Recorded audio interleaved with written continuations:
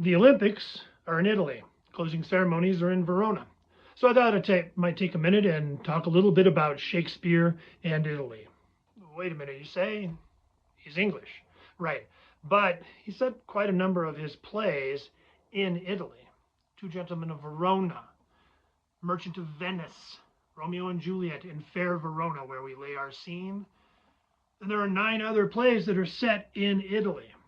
On top of that, there are several more plays that have scenes set in Italy. Antony and Cleopatra has some scenes set in Rome. And then there's one oddball in there, Measure for Measure. And although it's set in Vienna, the character names are suspiciously Italian. Vincentio, Lucio, Isabella, Claudio, Angelo. Those are very Viennese sounding names. So of the 38 plays that Shakespeare wrote, almost a third of them are set in Italy. What's up with that? Well, remember, Shakespeare was in it to make money and make a living, and he was very good at it. When he died, he had acquired a title and land. He was Sir William Shakespeare the Gentleman. And his theater company were constantly trying to figure out the best plays for the audiences to come and see, trying to get the audiences to come and see their shows. Same thing happens today. Now, we recognize Italy as a pinnacle of Renaissance thought and art. And in fact, during Shakespeare's day, we consider that it was probably at its peak. Now, Shakespeare, during his day, would have been aware of some of Italy's more famous exports.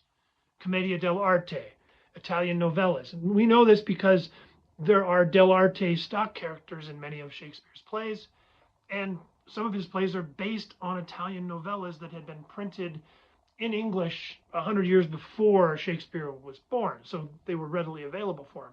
Romeo and Juliet is based on an Italian novella, as is Twelfth Night, as is Much Ado About Nothing.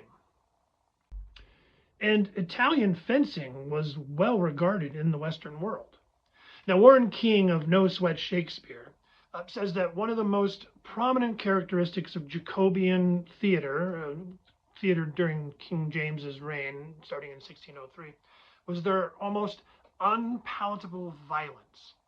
Elizabethan and Jacobean theater audiences associated Italy with extreme heat, extreme emotions, and extreme violence.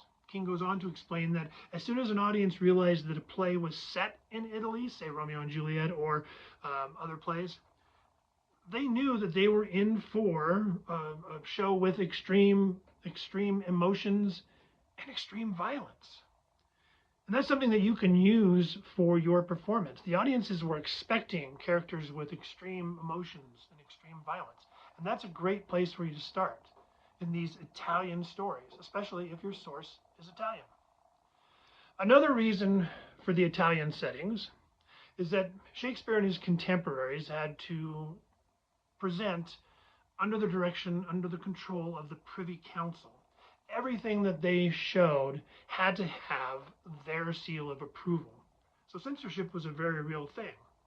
So it was always easier to slip things in under the radar if the settings were some exotic land. In other words, he could write about salacious behaviors and things and just say that's how they do it in these foreign lands. Juliet is a 13-year-old girl who is going to be forced to marry a full-grown adult. That wasn't normal behavior in Shakespeare's day in England, and their audiences would have been as shocked by it as we would be today. And also, he could write about power without offending those actually in power. If you set in a different place and talk about the power structure of your place doesn't necessarily understand. Case in point, Lord Chamberlain's men, Shakespeare's company, were implicated in the Earl of Essex rebellion after they were paid to present Richard II, a play about the deposition of a king, in order to stir up support against Queen Elizabeth I. Guess they should have made it an Italian king. A shout out to Warren King of No Sweat Shakespeare and the Feck Am I Doing on Reddit for their research.